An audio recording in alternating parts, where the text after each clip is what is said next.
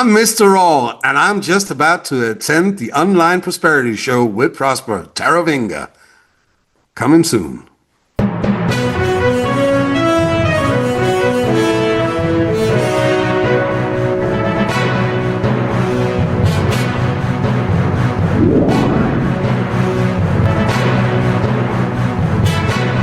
Ladies and gentlemen, welcome to yet another exciting episode of the Online Prosperity Show, your number one place for coaches, consultants, founders, and also those business builders that, are tired of overthinking or maybe confused messaging or maybe just trying to sound smart instead of actually connecting with their customers. I'm your host, Prosper Taruvinga. And if you've ever felt like your business can't grow any faster, or if only people understood what you actually did, then you're in the right place today. So before we jump on to more of today's episode, I want to remind you to subscribe to whatever platform that you're listening on, because you don't want to miss out on any of these episodes. Now, I'm really excited about today's episode because today we're joined by somebody who just doesn't do fluff. No,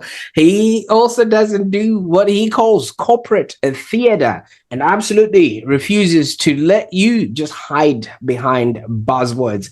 Our guest today is MisterRaw, aka Stefan Avivson. I like this name. Now, Stefan, welcome to the show. Thank you, sir. Good to be here. Absolutely. Nice.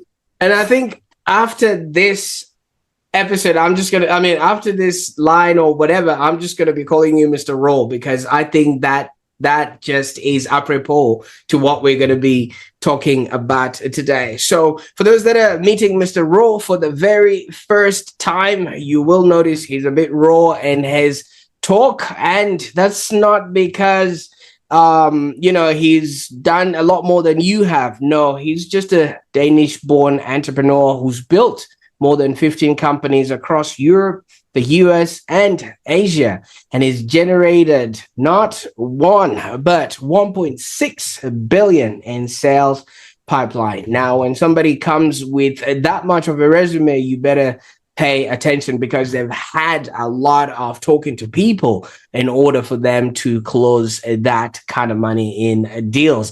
Now, if you've probably seen his content on social media, on LinkedIn, you already know the man comes as raw as they come. He actually makes sushi look like it's an overcooked meal. So I can't wait to jump into what his method and philosophy is, because it all revolves around one core thing that I really, really admire, which is truth sells, theater fails. And we're going to be unpacking what that looks like, feels like, and how you too can do and have a business that's profitable and enjoyable. Now, Stefan, I could go on and talk about things I am not even absolutely qualified. You surely can.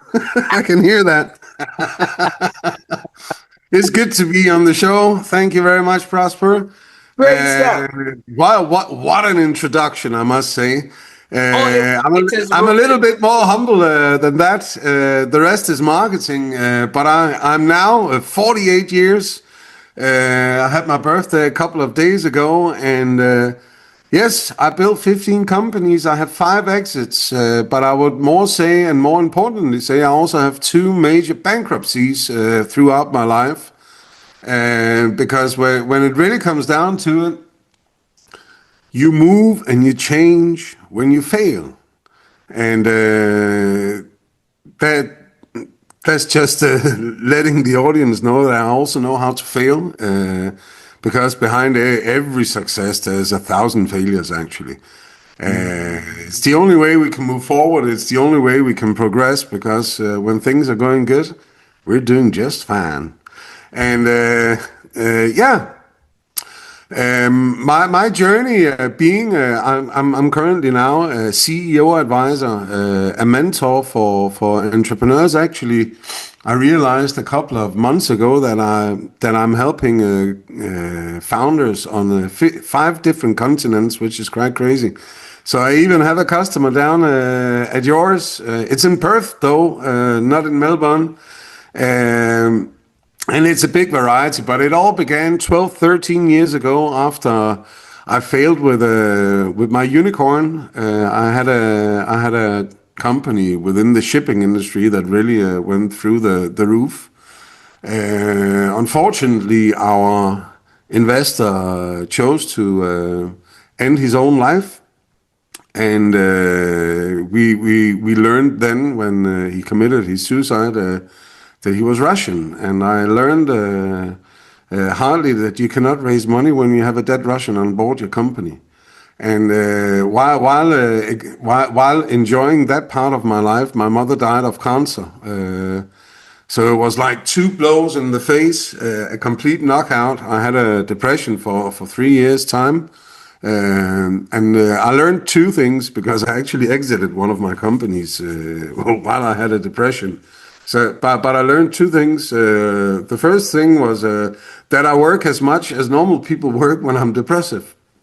Because when I looked at the employees and the company and the people around, most people they wake up in the morning, go to work, come home tired, and manage themselves to make some dinner for the kids and stuff, and then they sit in front of the TV and then they fall asleep, and then they do it again, and then they do it again, and then they do it again, and that's what I experienced in my depression. That my life was going very, very slow, and that was actually a hard blow on me. But I hated having a depression. I wanted to get out of that shit. So I read any book you could read about depression, and I saw any TED talk you could see. I listened to any podcast, although the podcast scene wasn't that big back then. And I watched every YouTube reel before they were even called a reel. And it was one Indian shaman that really changed my game. It was just on a YouTube or Insta reel or what it was. I can't remember because your brain doesn't remember so much when you're depressive. But he said, this Indian shaman, what makes you most happy is by helping other people without asking anything in return. Right. And I really thought about that and started helping founders for free, just talking to founders. And I learned I was quite good at it, first of all. And indeed did I learn that what do make you most happy in life is when you help other people without asking anything in return. So it has become an integral part of me just giving as much as I can, and if of course someone wants to work more with me, they can do that. But I have 15 customers all around the world, but 4 of them are not paying, and they are all in Africa.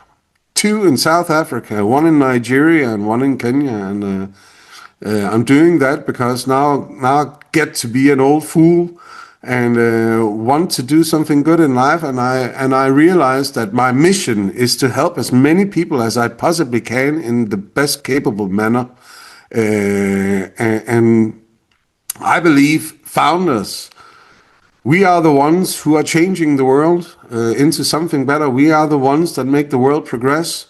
So where I can help the most is hopefully get more founders to be more prosperous, because that will move the needle, and that will certainly help us get into some better place on this planet. If you ask me right now, it's a shithole. But that's how life is. That's where we are. That's where we stand, and I've helped hundreds of founders around the world now, and I realized Actually, in the beginning, I realized there's a discrepancy in the world. There's a flaw. There's simply an error going on, especially for founders. If you look at it, because it's more influential for their part. And that's why that was back in COVID, where I developed a product called Raw Reality Check. And that's simply because I learned if you have two founders in a company, it doesn't matter the size of the company. I've conducted over 200 reality checks over the world, all from huge corporations to small startup companies. And actually, one of the reasons why I had my second marketing agency, I know you have a marketing agency, Prosper, and we exited that a couple of years ago.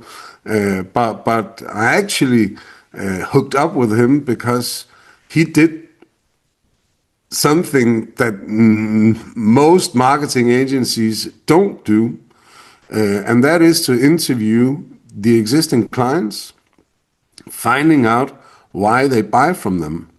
Because I learned this weird thing in the world is if you ask two founders in a company, why do you think your customers buy from you? They will first of all say two different things, although they're in the same company. Because they're guessing, they're feeling, most of them are at least. And in fact, if you ask 10 salespeople or marketing people for that matter in a company, then usually you get 70 to 80% different answers to why customers buy from you. But when you go back and shake your head a little, I'm an economist as well. At least I read some books at university. But when you look at a company, the only reason, it goes for your company also, Prosper, the only reason why you exist as a company is because you have customers. So the only reason why you are having a company is because there's a reason why customers buy from you. The fun part, every agency or every company who even are selling the same shit, they have different reasons because it's all about personality and branding and all these things. The fun part is when you ask the customers, if I ask 10 customers or 20 customers, let's say 10 customers because then I can count, then 8 of them say the same. The customers agree, without even talking to each other, they agree on why they are doing business with you. But only, and this is the crazy, only in 4% of the cases. That means if I put 100 founders in a room and I ask them, why do you think your customers buy from you? Then only 4 of these founders in a room full of 100 people, only 4 will say the same reasons as if the customers, of what the customers are saying themselves. I'm pretty sure they know themselves why they bought from a vendor in the market, because it's actually also one of the is what you remember, because this is where you made the decision. Yes, we are gonna go with these guys because I need an explanation in my head why I'm spending 50,000 Australian dollars or 10,000 Australian dollars or 5 million Australian dollars on this guy or this team. And the point is, when you start building your company, when you start scale on the same premises as your customers, you get much more traction. It generally, it makes sense. If you have green apples and red apples, if people want to buy red apples, stop selling the green apples, for God's sake. Buy some more red apples, because that's what people want. So the fun part is just that it's really, really easy to find out. You just interview them, like you say. You call the customers and say, hey, Prosper, why did you buy from us? I have 3 questions. You can do 4 questions. You can do as many questions you want, of course. But these 3 questions frame your entire company. The first question is, why did you buy from us? The second question is, on a scale from 0 to 10, how likely are you to recommend us to another customer? It's called the Net Promoter Score. What I'm finding out is he actually happy with my service? Because if everyone says on a scale from 0 to 10, 2, 5, 6, it's a bit of a problem, actually. So the third question is the second most important, at least, because the third question is, how can we improve? Because when you look at your company and you know why customers in reality buy from you, you know how happy they are for what you deliver, and you know what to improve, what else do you need? The nice thing about all of that is once you know and you start creating for and relating to that audience, what then happens is those people would want you to keep in business because whatever benefit they're getting from you is exactly what they're going to want to continue enjoying. But if they don't, why would they care that you're in business tomorrow or next year? Exactly. So for me, it has always been about finding out what does the customers in reality want. And that's why I have won so many deals in my life, in my different companies. That's why I have so much success being a coach. I think 4 months ago I coached 600 people. At one point, I think that's my record. That was a lot of people on a Zoom call, by the way. Wow. Homozy in the making, you know what I mean? Like I've only seen those kind of numbers with, really big numbers. So, but I wanted to take us back a little bit, Mr. Raw, right? So Yes, obviously your roots start off in Denmark, and obviously you then moved around. Tell us a little bit about that upbringing, and has that sort of influenced the man that you are today? Well, there's actually more to that story because although I used to be blonde, now it's gone. Although I look like a Danish guy, more Danish than most Danish guys, I'm not even Danish because my parents are from Poland. My father is Jewish, my mother is Catholic. But in '69, my father fled from Poland because they started killing Jews again in the Red Bloc. Nobody talks about it because, of course, the Soviets closed that communication down. There was no benefit to that. But there were a lot of Polish Jews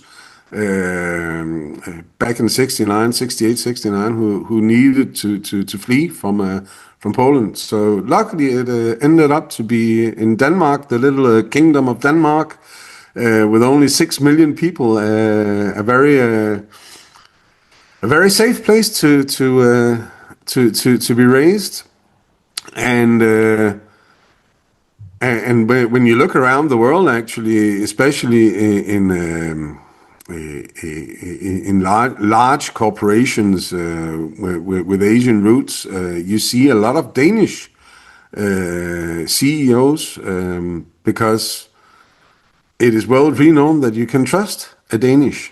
It's not just bullshit. For instance, I currently live in the United Kingdom in London. I'm in London right now, and here the term is that you don't really tell the truth when you talk to people, and that's just different cultures from where we are. So, what has that actually done? I really don't know because I was just there in my life, wasn't I? But you've gone on and built 15 companies across all these different continents. And if we could zoom back to maybe those early days, what was driving you to make all of those, successes in your life? Well, they weren't all successes. We've got the 2 failures, right? But we get to that, Yeah. Yeah. It started actually. I've always been an entrepreneur, and I'm also a musician and a singer. I've always played music and built companies. I learned that I can't have a boss, I can't I can't have somebody telling me what to do when I know that I could do it better. That's always been my whether it's my ego or my righteous understanding of doing things in a proper way. I don't know. Maybe it's something in between. My journey started when I was I think I was 13, where I made my first service company where we cleaned the streets for elder people in Denmark as teenagers, because then the price was only 1/3 of what they had to pay if they had to hire a gardener, because you had a young boy doing it for you. And my first real established company was actually, you can call it a tax scam, because my first company was called Avivson Music Booking and Management. So that meant everything I did in my musical career. I was a professional musician for 7 years in my life. I could deduct in tax. So from there, I think most of my companies have been built on scarcity in my life. One of my first companies was at university, where we were sitting friends around a table drinking beer. For some reason, several of my companies have begun with that activity, but it actually also makes sense with the alcohol, because this is where you open up and you remove your ego from the conversation, and it actually flows. But at university, looking at everyone in the winter time, they were all going on a skiing trip, and we couldn't agree. We couldn't pay for our own skiing trip, because we were just humble students with no money. So I just said, why don't we just build a skiing travel company, and then we can make money on it. And the following years, we were 5, 6 friends from university who started selling the cheapest skiing trip in Denmark for students, and we were many hundreds people going on a skiing trip together, and it was a very prosperous, very that was back when you had real cash. So people were paying the deposit in cash on the Friday bar where everybody was drinking beer. So I just remember it was funny. I had around 60,000 Australian dollars in my school bag. So that was fun. So since then, I have just been building stuff. I couldn't help myself. So it has both been service companies, agencies. I would say I've had a couple of sales agencies. I had a couple of marketing agencies, and for some reason I know how to sell, and that has helped me along the way. So the real secret for selling. We'll come to that, to the real secret, right? Now, there's something that you mentioned there, Mr. Rowe, where you literally connected your past to what was the change in your life, because you did mention earlier on you listened to a YouTube video where somebody said help enough people get what they want so that you too can get that which you want and more. Did you realize? No. It's very important how you don't need to use the accent, the Indian accent, but it's in the words. What makes you most happy in life is by helping other people without asking anything in return. Most people, when they do something for other people, they're expecting something in return. especially in business. But in a way, Mr. Rowe, you were already doing that when you were helping the older people. Like you said, you were doing their gardens and everything else with the, and it wasn't exactly the most expensive. You were not necessarily expecting a big fat paycheck from that. And not only that, you also went on and helped students at least enjoy the skiing. And do you know what I mean? So that statement would have been a through thread throughout your life. You just needed. No, because this comes down to what is sales. Because what is actually sales? Sales is helping. If I can't help you, why should you buy from me? Absolutely. So there, especially people who are afraid of sales and selling, and that especially goes for marketing people, by the way, which is quite funny. Is you don't sell, you help, because in reality you can't sell. You really can't sell, but you can get people to buy from you, and that's a big twist in the in the way of actually doing sales. Because when it really comes down to how you sell, that is simply to shut up. The greatest salespeople on this planet sell the most because they know when to shut up. Because, as I told you, I can't sell to you, but I can make you buy from me. The easiest way to make you buy from me is letting you realize and understand why you should buy from me. That's a different frame of mind, because everybody thinks, oh, it's in the speech, it's in how you talk, it's in your body language, mirroring it, and things like that. But as we all know, people like buying stuff, but they don't like being sold to. So in this particular sort of so why go there? Why even go there when people don't like it? Why go out and try and do something that people don't like? And when we talk about it like this, it makes no sense. But that's what people are doing. And I will, by the way, say in regards to pitching, because that's what people are really doing also when it's face-to-face meetings where you people sit and pitch with and it never works. It never. The best pitch in the world is a question that you can answer.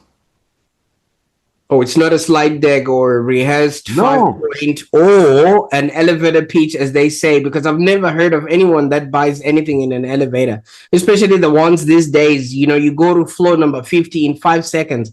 How do you say something in 5 seconds? Exactly. Only prostitutes can do that in an elevator, you know. Are we talking from experience here, or is it something? I'm just speaking in general, I think.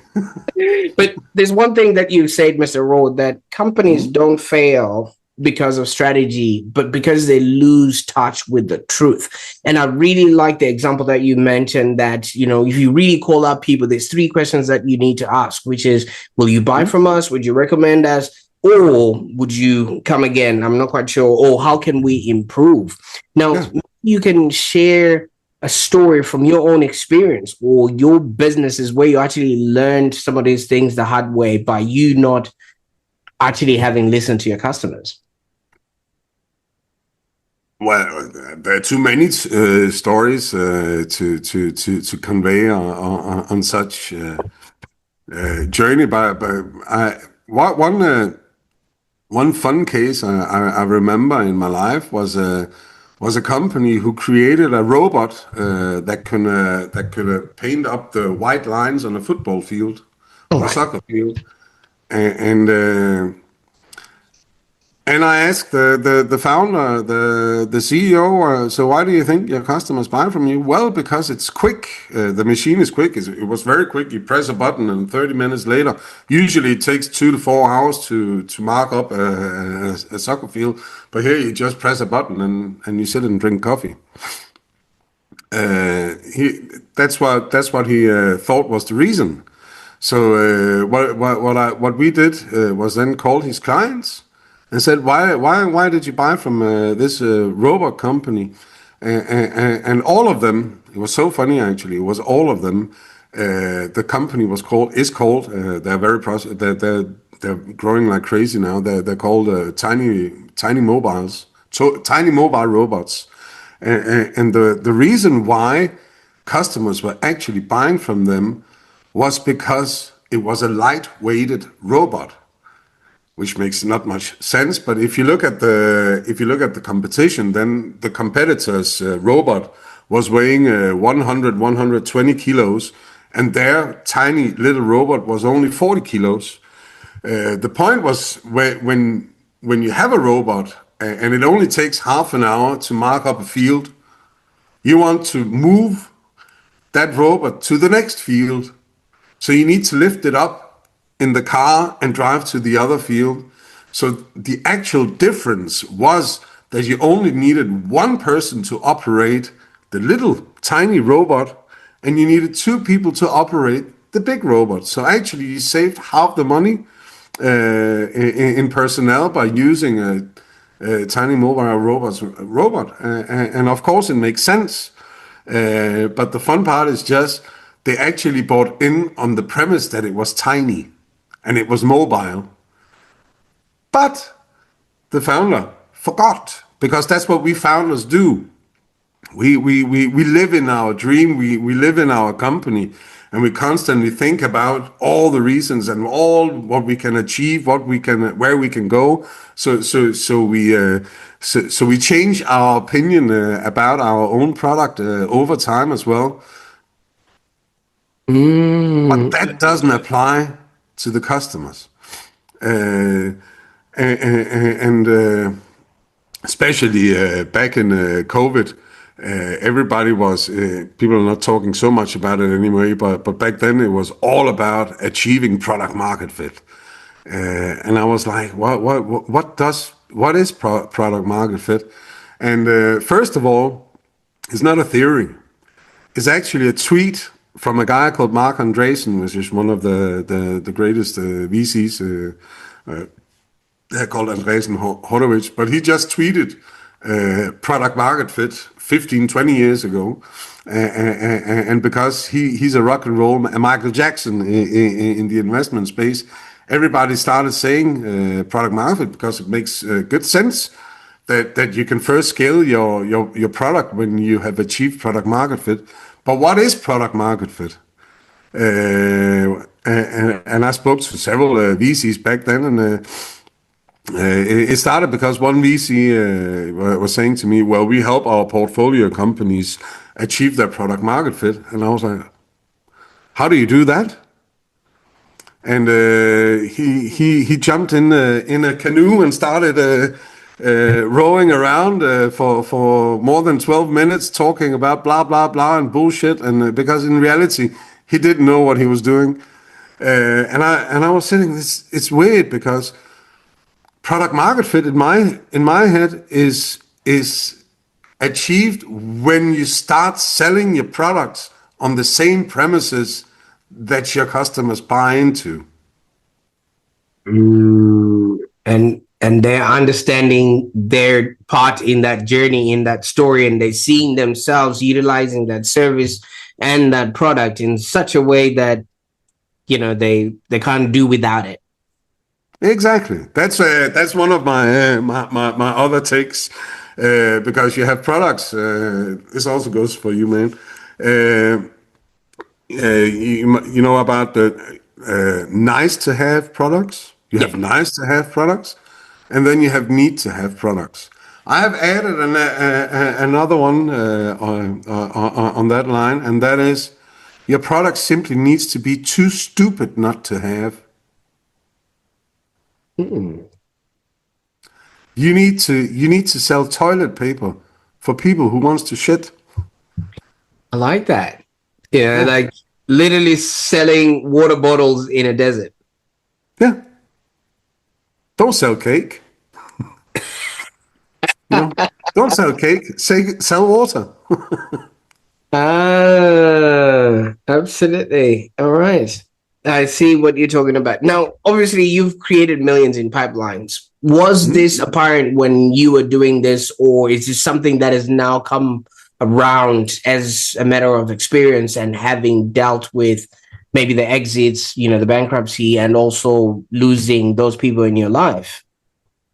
Yeah, and it's funny because, of course, when I look at the world, it is different. But I didn't know because as an entrepreneur myself, the only reason why I actually achieved success was because I was talking to customers. And the whole point is when you start talking to your customers, when you start speaking to your customers, when you start understanding who your market is, what your market is, why they want, what problems do they have, what do they even want solved. Just because they have a problem doesn't mean that that problem is the problem they want to solve. And I just never found any other way of finding out what it is than just to call them and talk to them. I have or when you do cold outreach, without doing cold call, if you don't have any customers at all, you're just shooting blinds like crazy because you assume why they should buy from you.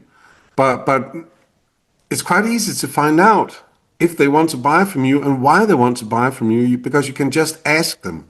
This is how I tell people how to sell when they call. Listen, I'm calling you. Hello, Prosper. This is Stefan Avivson.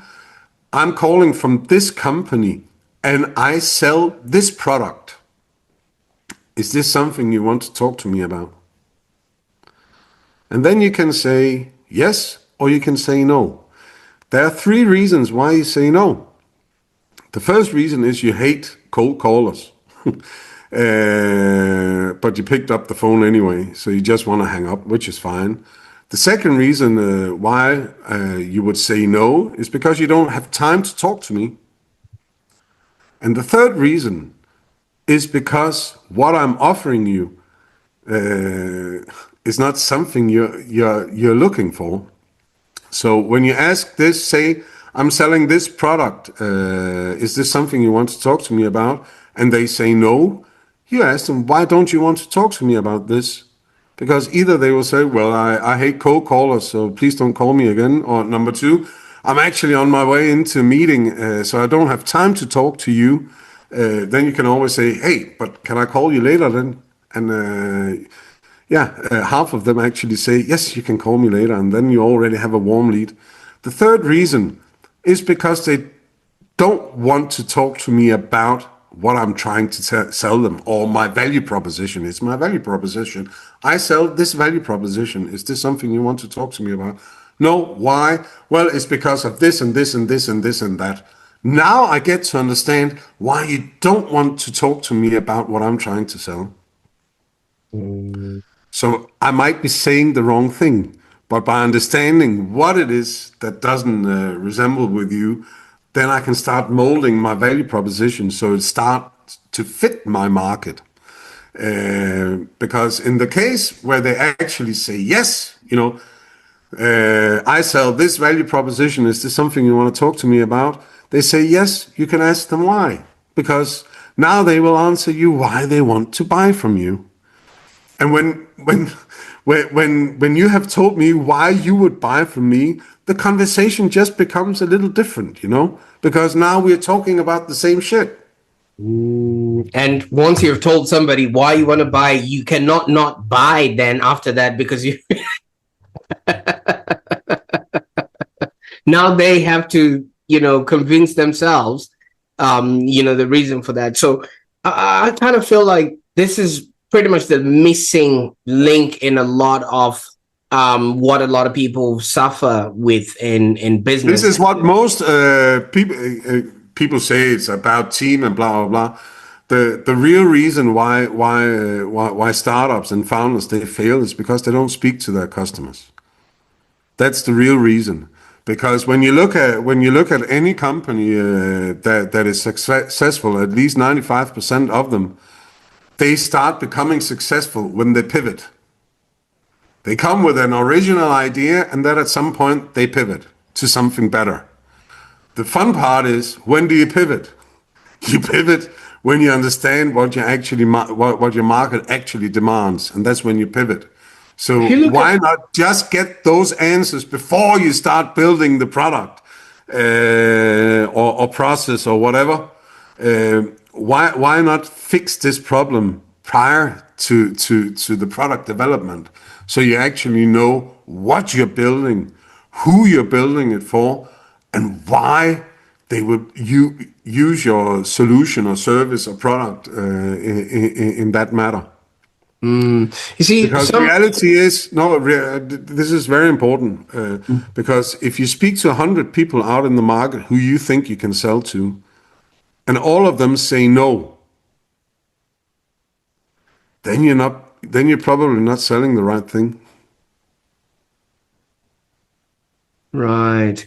You see, a lot of companies, like you said, a lot of social media platforms didn't start off what they are now. They had to pivot. They went to market, and then the market started utilizing the product in a whole different way, and then they pivoted, and then now the product is what it is now. And are there any other things maybe besides LinkedIn? For instance, LinkedIn started. I've been on LinkedIn since the beginning. I think I was user number 86,000 something. So I was one of the very, very early birds on the platform, where it started as a business network. But at some point, LinkedIn realized that there are not that many decision makers in the world in reality. So it went to becoming a hiring platform for employees instead of being that professional network of decision makers. And Instagram had the same sort of start as well. They were like an app for, I think, beer or something like that, where you would take a photo of a beer and share it with your people, and that didn't take a lot of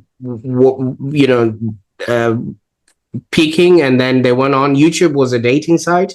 Facebook was a yearbook for university and things of that nature. So cool. But you keep reverting back to, obviously you're asking your customers what it is that they want, and you're then delivering upon that promise, and you're now creating that sort of fit, right? But let's say you're struggling with your business, because many people are struggling with their business. All you need to do, and this is one of the first things when you start working with me, what I ask people to do is call your customers. If you're struggling, call your customers and talk to them. Usually when you speak to your existing customers, because people don't do that much, but usually when you do that, you get an initial spark in revenue by 20 to 40%. Just like that. And it's also an opportunity to ask for a referral when you say, would you recommend? And who would you recommend then? Yeah, yet again, MisterRaw, I don't know if you understand, they steal that line off, because by you calling this customer, you're literally helping them define within their head that whatever decision that they made was the right decision, and they are actually clarifying that to themselves and to you as well. So you're back again to your Indian shaman who says help people without expecting anything in return. And if you do a good service without expecting much in return, it will actually help you grow a business that's profitable and enjoyable. But you've said your greatest reward is in helping others. Could you maybe recall a client transformation that actually maybe shifted yourself, and then you literally decided that this is the way to go, because you had to shift from being the entrepreneur to now assuming the role of Mr. Raw? Well, I'm still an entrepreneur. I cannot stop. It's a flaw I have. So I'm building a couple of companies. While we speak, I only spent 1/3 of my life being a mentor, CEO, advisor. So it hasn't changed. What I really have learned, and I guess in the end it's just about age, because then I can show the age card. 5 years ago I still had the same. 10 years ago I still had the same entrepreneurial experience as I have now. Yes, I've done more since then, but I'm just applying the same because. I know how to build a car, so I'm building cars. How I know how to build a car? Yes, you can build it in a different way, and the way you do marketing changes. But in the end, it's still the same process every time. And for me, it's all about clarity, and the greatest clarity you get from your customers. A couple of years ago, I was speaking to an Indian guy in Norway, and he was struggling with his business. He was going bankrupt. So I asked him to call all his old clients. That's the first trick in the book. It doesn't even matter whether you're struggling or not. Just call your old clients, because 10 to 50% of these clients are ready to buy from you again, and the only reason they didn't buy from you is because you didn't call them. It's because they didn't get the service, they didn't get what they expected. So if you start having a conversation with somebody who now tells you what he expects, and you can deliver that promise for them, then they'll buy from you again. Because familiarity, obviously, people already know, like, and trust you, so it makes it a whole lot easier for them to work with you. Now, I think this ties into, because you've written a book, right? How to speak to customers, and it's making a lot of waves. Talk us through what to expect in this particular book. Not much, which is the fun part. When I say that not much, is that there's no new theory in the book. It's not I read so many of these books where you have 400 pages of blah, blah, blah, blah, and I'm talking about my ego and stuff like that, and all the great things I have done. What I did, I made the book. It was 400 pages, and then I simply stripped it down to 111 pages. So there is no fluff in it. It's a direct. It's direct information on how you speak to customers, because when you start speaking to customers, I assure you, you remove 95% of all your struggles, because you get clarity. You understand why shit happens in your life. You understand why you're successful. You understand why you're not successful. The greatest struggle when you're struggling as a founder is to get out of that losing mentality inside of you, where you're afraid to move forward, because that will have either greater impact, and you don't even know if it's going to be a good impact or a bad impact. So what you actually choose to do mostly is doing nothing. And just by doing nothing, nothing will happen. And I, for instance, have a Swedish customer. He has a marketing agency. Can you believe? And we went. I have to transfer it into Australian dollars. We went from 15,000 Australian dollars within 8 months. Now he's making $80,000 Australian dollars per month, and there are only 2 people. Wow. Yeah, nah, that's all right. Yeah, That's why it's because he nailed his product market fit. And more importantly, because the product is pretty generic. You sell it everywhere in the world. Even you sell it. We all sell it. I sold it a couple of times in my life. He adjusted his market to the ones who were struggling the most, and it turned out for him that it was the medium-sized company who were buying from the big people, from the big agencies, and paid a huge premium, but never got the attention because they are not Coca-Cola.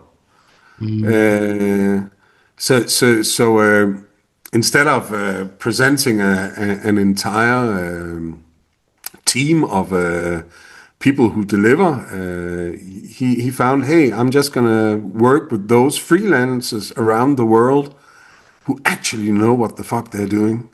And yes, they get paid a little extra, but they also get the real shit done. And that's what you need in marketing, you know. You need real success. You don't need pardon my French, a Pakistani SEO agency because you only pay 50 Australian dollars for using them. You need to be using those people who actually know what the fuck they're doing.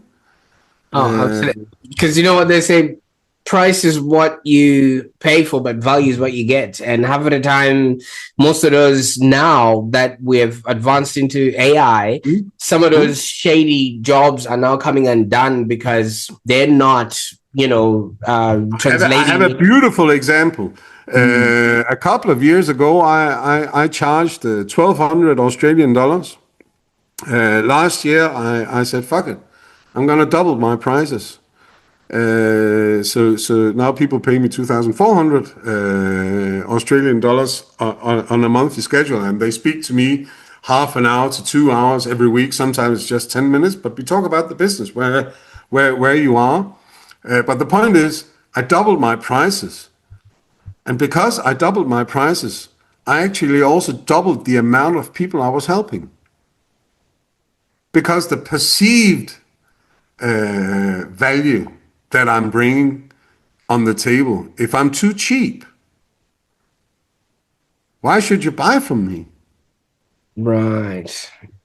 I understand that. So for people that are obviously looking to learn how to talk to their customers and also just really grow their business, first of all, where can they connect with you and where can they grab the book? Well, they can grab the book on Amazon.com. And people can always connect with me on LinkedIn. I do a lot of posts that hopefully motivates people to do the right things on their journey. For me, the reality is just because now I've been around. If you don't speak to customers, you won't get anywhere. I'm sorry to say. Absolutely.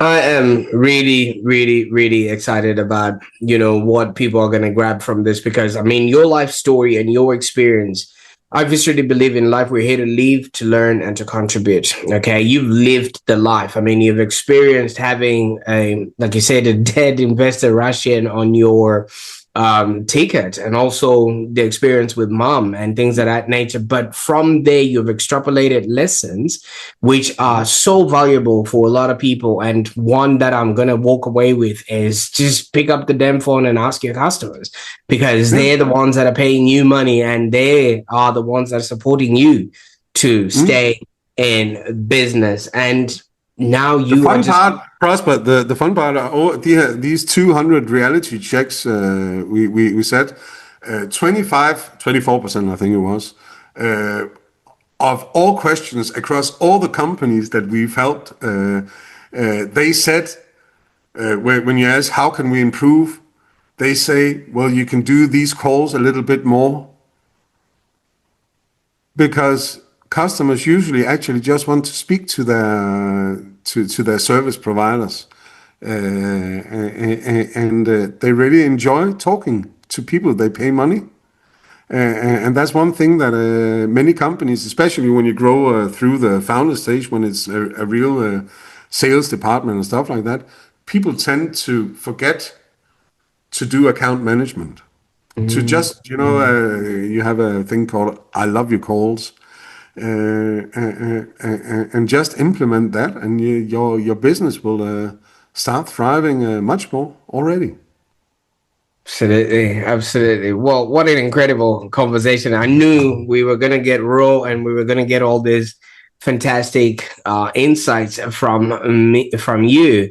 And I viscerally think that a lot of people really need to figure out what they're doing before they actually invest a lot of money starting these businesses that don't have a product market fit. So for those that are watching right now, if you actually felt your shoulders drop during this episode, like somebody just finally gave you permission to stop pretending and start speaking like a real human again, I think that's the power of MisterRaw. You literally tap people on the shoulder and give them permission that it's not your fault. You didn't know that you literally could just call the people that are paying you, and it's as simple as that.